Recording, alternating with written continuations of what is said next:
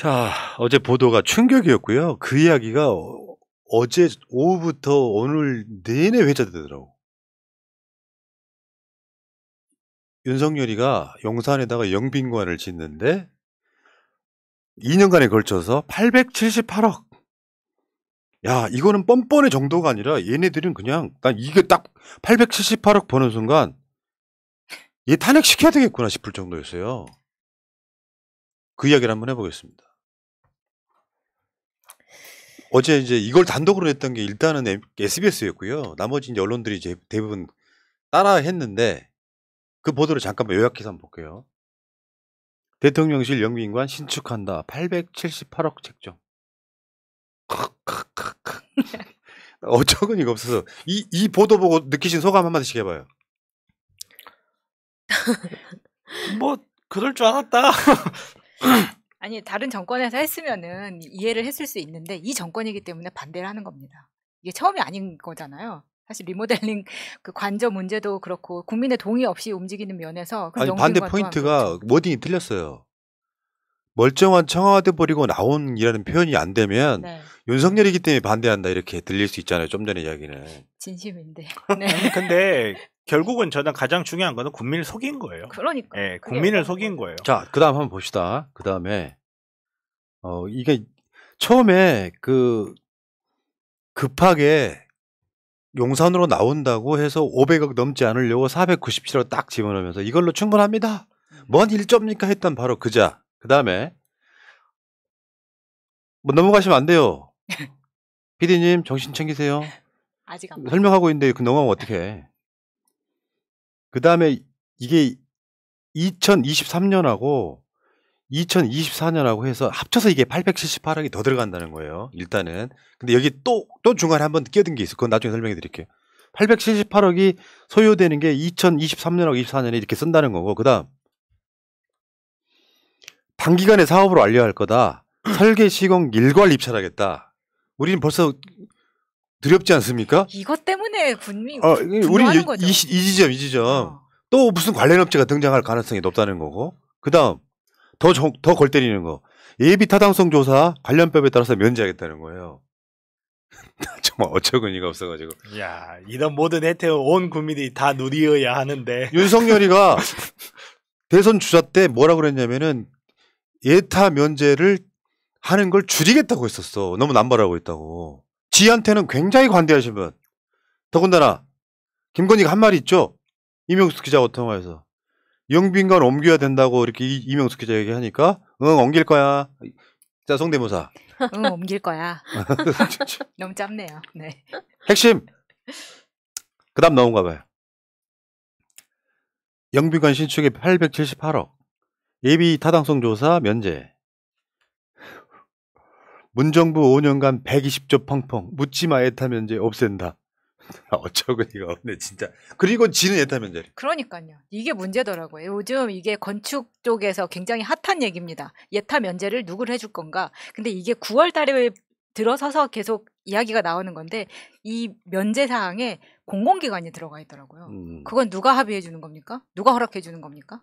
자, 그러니까 내년부터 시작하는 거예요. 사업 기간 보여주시면 23년, 24년 걸쳐서 그러니까 내년에만 497억 원이 들어가는데 사업 수혜자가 국민이래요. 에라이. 아니 수혜 받는 사람도 국민 중에 한 명이겠죠. 우리도 가도 되는 건가요? 아니 그러니까 이게 진짜 예산 아끼려고 뭔가 엄청 노력한 사람이 아니라 자기 자신을 위해서는 펑펑 쓰고 있다는 건 이미 드러났잖아요. 그런데 영빈관 새로 짓겠다고 878억을 더 쓰겠다고 하는 거. 또 다른 면에 정리 한번 해볼게요. 일단 영빈관이 어떤 곳이냐. 청와대로 한번 가보겠습니다. 이게 청와대에 있는 영빈관이에요. 지금 멀쩡히 있는 곳입니다. 이게 윤석열이가 용산으로 갈 때 그럼 영빈관 어떻게 할 건데? 라고 이야기했을 때 청와대 영빈관은 그대로 쓸 수도 있지 했던 바로 그 영빈관이에요. 실내로 들어가 볼까요? 오랜 시간에 걸쳐져서 영빈관이라고 하는 엄청나게 품이 있고 국격 있는 공간이 만들어져 있어요. 보통은 저런 행사들을 해요. 대통령 또는 영부인이나 어떤 행사를 할 때 여기에 모시고 여기는 모든 안전이라든지 모든 시스템이 다 갖춰져 있잖아요. 이거를 버리고 나와서 878억이 들어가는 영빈관을 새로 만들겠다고 하는 거. 이 자체가 미친 짓이라는 거예요. 지금 저기를 다 비워놓은 상태에서 관광객들한테 비닐 그 신발을 신겨가지고 지금 안에를 둘러볼 수 있게 해놓은 거거든요. 저 자리에 지금 미술관을 만들어서 전시하겠다 이렇게 발표를 한 적이 있잖아요. 근데 지금은 저 청와대를 멀쩡한 건물 앞에 지금 보실 때는 굉장히 지금 관리가 잘 되어 있는 상태지만 현재 이 시각에는 저 영빈관 앞에 이동용 화장실을 설치해 놓고 관광객이 바글바글한 상태에서 훼손이 되어가고 있는 상황입니다. 그러니까 이게 오늘 나온 것 중에 하나가 뭐가 있냐면 청와대 관광 상품화를 위해서 152억 편성하겠다는 것도 나왔거든요. 청와대를 그렇게 보존하는데 152억이 필요합니까? 뭘 짓겠다는 건지 뭘 하겠다는 건지 모르겠어요. 그냥 가만히 놔뒀으면 152억 안 써도 되는 거잖아요. 그러니까 예산안에 나왔듯이 사업 수혜자가 국민이라고 했는데 국민은 수혜자가 아니라 이미 피해자가 됐습니다. 그렇죠. 우리 아까운 세금들 지금 청와대 이전한다고 하면서 얼마나 들어갔습니까? 앞으로 또 들어간다고 그러고 영빈관 멀쩡한 거 있는데 왜 또 새로 짓는 겁니까? 네. 잘 보세요. 국민들이 아니에요. 국민이에요. 아, 그러네. 복수가 국민 아니네. 김건희. 국민들이 아니야. 국민이야. 그랬네. 그러니까 계산 한번 다시 한번 해볼게요. 처음에 496억이면 충분하다고 했지. 물론 이거 거짓말일 줄 알고 있었죠. 이거는 이사 비용만이라고 했는데 그 다음에 우리가 보도해드린 대로 추가로 306억이 더 들어간다는 이야기가 또 나왔었어요. 네. 여기다가 또 878억이 추가되는 거예요. 그러면 이것만으로도 1680억, 약 1700억이 더 들어가는 겁니다. 근데 하나 더 있지. 얼마 전에 우리가 방송해드린 거. 관저를 한 2년 쓰고 새로 짓는다는 이야기가 나왔어. 관저가 너무 멀다 이거야. 그래서 용산 그 용대실 주변에 영빈관 하나 짓고 한쪽에 관저를 또 짓겠다는 얘기까지 나왔어. 이거 분명히 또 나옵니다 내년에. 짜증나 진짜. 그러면 여기에 또 돈이 들어가는 거야. 요거는 지들 말처럼 그때 당시에 용산으로 옮긴다고 할 때 1조 넘게 들어가는데 무슨 소리냐. 그거는 어떤 비용이었냐면 국방부 이전하고 이런 비용이거든요. 국방부란 놈들은 자기 청사를 뺏기고 국방부 청사 옆에 있는 합참 건물로 지금 일부가 들어가 있어요. 그러면 그 합참 건물이 온전하게 건물을 짓고 들어가야 되는 비용이 또 몇백억 이상이 들어가요. 거의 1000억 이상 들어갈 거야. 근데 이 상황에서 안 해도 되는 것들, 좀 더 정확히 말하면 청와대를 나오지 않았다면 전혀 들어가지 않을 돈들이 지금 물 쓰듯이 쓰고 있는 겁니다. 근데 문제는 관저 리모델링에서 보듯이 용산 대통령실의 그 간유리 공사에서 보듯이 김건희 관계자들이 등장한다는 거예요. 그러면 878억도 오죽했으면 내가 오늘 그런 이야기 들었거든. 유머지만 나 굉장히 좀 심각하게 받아들였어요. 오래 못할 것 같으니까 짧은 시간에 빼먹으려고 저러는 거야? 주위에 있는 사람들이 나한테 다 그걸 물어봐. 내가 무슨 청와대 관계자야?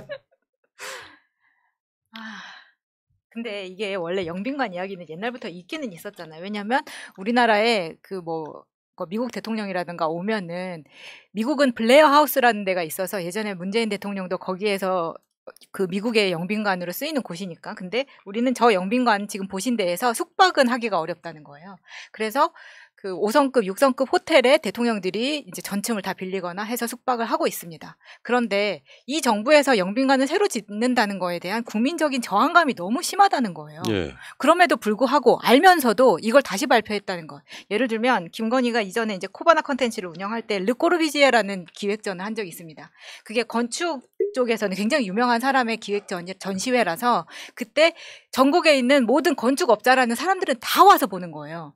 당시에 인스타그램을 보면은 김건희가 그 사람들하고 모두 다 네트워크를 갖게 됩니다. 저는 그것과 무관하지 않다고 봅니다. 지금 예. 나오는 그 이전에 리모델링 할 때도 나왔던 그 건축 회사들 이름들이 다 거기에서도 나오거든요. 예. 그래서 왜 공사를 더 하냐라고 물어보니까 용산에 있는 시설로는 국격이 맞지 않는다. 왜 처음부터 용산을 기어 들어가가지고 국격이 안 맞는데 그래, 지가 가놓고 애초에 사무실로 쓰던 거를 그렇게 들어간 거잖아요. 본인이. 좀 전에 보여드렸잖아요. 지금 청와대에 있는 영빈관 정말로 국격에 맞게 잘 지어져 있습니다. 그리고 국격에 가장 맞지 않는 건 윤석열 본인이죠. 그러니까. 저는 아무 말도 안 했습니다. 올해 3월 20일 날 윤석열이가 한 말이, 그러니까 기재부가 뽑아줘서 난 그걸로 충분히 그거 보여주세요. 윤석열이 당시 당선인일 때 나와가지고 직접 기자회견하면서 용산 이전한다는 발표할 때 나왔던 장면이 있어요. 국방부를 합참 건물로 지금 이전을 하는데 이거예요. 이사 비용과 또 리모델링을 좀 해야 되기 때문에 거기에 들어가는 예산을 이거 전부 기재부에서 뽑아서 받은 겁니다. 496억의 예비비를 신청할 계획입니다. 그리고 더 이상 안 들어간다고 이때 이야기를 했었단 말이에요. 근데 가보니까 욕심이 나거든요. 뭔가 쏠쏠해. 뭔지 모르겠다. 에? 근데 진짜 이거는 대통령이란 자가 절대 해서는 안 되는 그런 짓거리 중에 하나잖아요. 왜냐하면 용산으로 간 이유부터 한번 생각해보죠.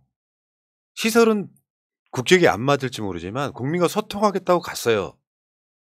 그런데 지금 점점 판을 벌리기 시작해서 다른 예산들은 서민 예산들은 싹 깎고 있으면서도 윤석열이가 자기를 위해서는 돈을 아낌없이 쓰는데 전체 구조는 어떻게 보시면 되냐면 기재부 애들이 다 해먹게끔 돼 있는 구조예요. 지금은 예산 집행은 거기서 하니까 기재부가 윤석열이 요구하는 건 다 들어주고 기재부가 다른 측면에서 또 해먹는 거예요. 어제 우리가 이야기했던 것 중에 하나가 민생에 관련된 무슨 뭐 돌봄부터 시작해서 다 민영화하겠다 그거잖아요. 네. 그거랑 다 연관이 있는 겁니다. 수자원공사 청사를 지어가지고 3년 만에 팔아먹은 그 자산관리, 소위 말하면 부동산 같은 자산관리하는 회사의 대표가 기재부 출신인 거야. 그 시스템 속에 저는 놓여 있다고 보는 거예요. 윤석열이 청은 들어주고 기재부는 지들 마음대로 해먹고. 내 말 맞아요? 들려요? 아니 말고. 맞죠? 예, 이건 제가 맞다라고 이야기를 해도 될 것 같습니다. 이렇게 청와대 이전 비용 그 계산해준 기재부도 국정감사 때 샅샅이 털어야 됩니다. 이거 어떻게 이런 금액이 나왔고 그러면 추가로 드는 비용 어떻게 감당할 건지 기재부도 책임을 져야죠. 아니, 제가 봤을 때는 기재부에서 그래 답 주지 않았을 거예요. 얘네들이 자기가 필요한 부분만 떼서 이야기를 했겠죠. 저는 핵심은 국민에게 거짓말을 한 거예요. 광화문으로 이전한다고 했잖아요. 후보 시절에. 그리고 당선되고 나서 며칠 만에 용산으로 간다고 했어요. 명백한 거짓말이거든요. 누구는 선거 기간에 협박당했다라는 느낌의 이야기를 했다고 기소 의견으로 넘어가는데 이런 거는 용인을 해주는 게 우리나라 사회인 거예요. 그리고 400몇 억이 들었다. 국민들이 필요하다면요. 1조가 아니라 10조가 드는 사업이라 하더라도 국민들한테 사정이 이렇습니다. 라고 설명하고 이러이러한 부분에 대해서 이러이러하게 집행을 할 거고 이 부분에 대해서 앞으로 국민들한테 어떻게 이익을 얻을 것입니다. 라고 시간을 들여서 설득하는 과정이 있으면 돼요. 그러면 1조가 들어가고 10조가 들어가고 그러니까. 국민들은 용서하는 게 아니라 받아들입니다. 인정합니다. 근데 국민들이 받아들이기 어려울 것 같으니까 500억이 안 든다라고 했다가 슬금슬금 늘려가는 것. 이거를 지적하지 않는 여당과 이거를 지적하지 않는 언론들. 이게 근본적인 문제인 거예요. 예. 그런데 국방부한테 야 청사 내놔 해서 지금 국방부는 지금 뿔뿔이 흩어져 있는 상태예요. 합참 건물에 일부만 들어가 있다고. 국방복지예산은 삭감을 해도 국민들이 분노하지 않잖아요. 뭐 전체적으로 다 삭감됐습니다만 국방에 관련된 병사들 관련된 복지예산을 이렇게 깎아버린다고. 310억 전투화가 315억을 깎아봤는데 용빈관 새로 짓겠다고 878억을 써? 여기 들어있는 거 다 합쳐도 878억이 안 됩니다. 축구화, 겨울내복, 군용 팬티, 군용 양말 다. 내가 어제 878억 더 들어가는 소리 듣고 아 이자는 탄핵 당해야 되겠구나. 진짜 얘는 나쁜 놈이구나. 뭐 이런 놈이 대통령이냐 이런 생각이 들 정도였어요. 보통의 대통령들 같으면요. 내가 어려움 감당하겠다. 윤석열이 기억 안 나세요? 그 통이동 거기 인수위원회 있잖아요. 거기서 군용 야전 텐트라도 뭐 그렇게 막 이빠른 소리 했잖아요. 그런 놈이 지금에 와서는 국민 혈세 군인들 복지예산 다 깎으면서도 지금 돈을 펑펑 쓰고 있는 거야. 그러니까요. 이거 탄핵 사유입니다. 국민 거짓말하고 계속 빼먹는 거. 그렇죠. 지금 개인 사저에서 지내면서 과학경호 하겠다면서 또 몇십억을 몇백억을 쓴다고 하고 다 본인 위해서만 돈을 쓰고 있어요. 국민을 네. 위해서 돈을 네. 쓰지 않습니다. 자, 어제도 그런 이야기도 있었죠. 한동훈이가 내년에 종부세로만 78% 정도를 감액을 받아요. 장관들이 대부분 다 그래. 윤석열도 마찬가지겠지. 종부세 대상이니까. 국민 98%는 종부세 대상이 아니거든요. 상위 2%인 사람들이 이 사람들 세금 깎아주면서 세금이 줄었어. 서민들한테 빼먹고 저를 위해서 자기가 쓰는 돈은 어마어마하게 쓰고 있는 거예요. 그 종부세 완화의 혈안이 되어서 차관급의 66%가 혜택을 본다고 하면은 이 정도 되면은 아, 나 차관급인데 나 혜택 못 본다. 그러면 난 바본가? 라는 생각이 들 정도죠. 근데 국민은 종부세하고는 거의 거리가 멀다고 이 대선 중간에도 계속해서 이야기가 나온 거라서 진짜 너무하다 생각 드네요, 진짜. 당장 탄핵해도 과하지 않은 윤석열의 미친 국정. 윤석열이 출근할 때 어떤 모습이었는지 한번 보여드릴게요. 그거 봐야 되나요? 아, 보여드려야죠. 그게 대통령이 아니라는 거를 보여드려야 돼요. 이거요. 이러고 출근하고 있어요, 지금. 자세히 보세요. 이게 대통령이란 제가 출근하면서 할 복장입니까, 이게? 제가 최근에 든 생각인데 저는 이제 사진을 계속 보잖아요. 최근 하루 이틀 사이에 윤석열이 굉장히 좀 수척해진 면이 있더라고요. 술을 많이 먹어서 그런 것 같기는 한데 저 머리는 잘 보시면은 이미 머리를 다듬은 상태거든요. 그러니까 뭐 스프레이나 이런 것들이 잔뜩 불렸고 드라이도 한 상태예요. 그런데 다시 망가뜨려졌다는 거는 그 집에서 나와서 도착하는 사이에 굉장히 막 골아떨어졌다던가 이런 상태였다고 볼 수 있는 거죠. 그러니까 어떤 사람들은 그런 사람들도 있대요. 특히 이직들이 서민적 대통령이라고 좋아하는 사람도 있대요. 깜짝 놀랐죠. 근데 머리 때문에. 예. 근데 대통령이라는 자리는요. 그 사람이 서민적이건 아니건 그게 중요한 게 아니에요. 대국민을 대하는 자리예요. 예를 들어서 누구나 스타일이 있을 수 있어요. 나도 문신할 수도 있고 나 뭐라고 그러죠? 나시만 입고 돌아다닐 수도 있어요. 근데 고객을 만나면서 나는 나한테 자유가 있으니까 나시만 입고 돌아다니고 문신해도 돼. 나시를 입고 문신을 했다는 것 자체에 대한 게 아니고 고객을 대하는 A의 문제예요. 그는 쉽게 말해서 그렇지. 머리카락이 이렇게 떠 있는 상태로 국민을 대하는 그 자세가 문제인 거예요.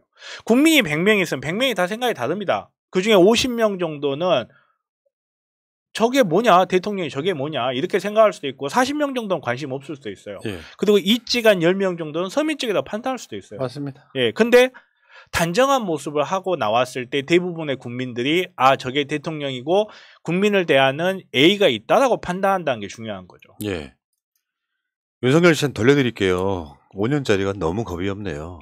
농담하는 게 아니라 윤석열 스타일이라면 지금 대통령이 언제 끝날지 모르지만 끝나자마자 이작 수사받고 구속될 그런 위치로 난 봐요. 현실적으로. 자기 관전 리모델링 하는데 어떤 업체가 뭘 하는지조차도 숨기고 있는 자체. 지금 이거 문제가 되니까 윤석열 쪽에서 투명하게 하겠다 그랬어요. 그 정권 눈 감아달라는 이야기야? 대통령 임기 5년이 뭐가 대단하다고 너무 겁이 없는 거예요. 그냥 돌려줄게 반사. 진짜 저 이야기를 대통령 되기 직전에 한 인터뷰에서 한 거 아닙니까? 아. 이재명 대표의 반응이 있었죠. 중요한 이야기입니다. 대통령실 새 영빈관 신축에 수재민 1만 가구에 1,000만 원씩 줄 수 있는 돈이다. 지금 태풍 오고 그전에 수해가 났을 때 만 가구에 1,000만 원씩 줄 수 있는 돈이다. 민주당이 지금 이거 국회에서 통과 안 시키겠다고 하는데 뭔 꼼수를 쓰라도 지킬 거예요, 이제.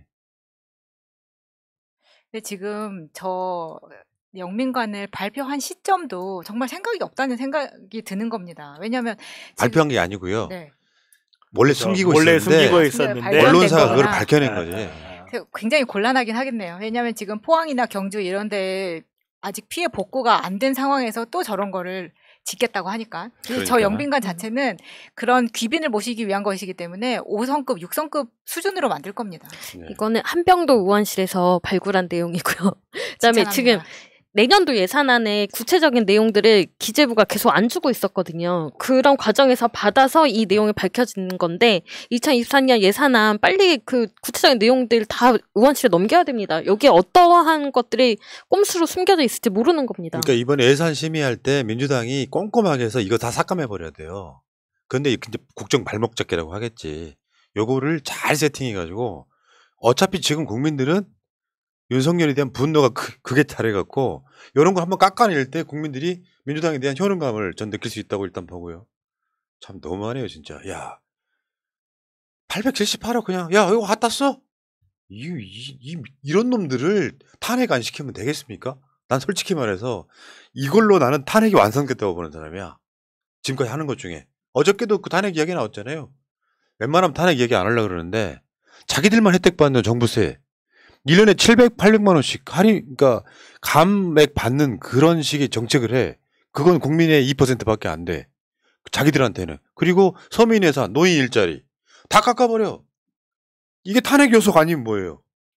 불법이다 아니다가 아니라 대통령 자리에 있으면 안 되는 이유가 돼버렸다고 나는 생각합니다. 네. 여기까지 하겠습니다. 다음 주제로 갈게요.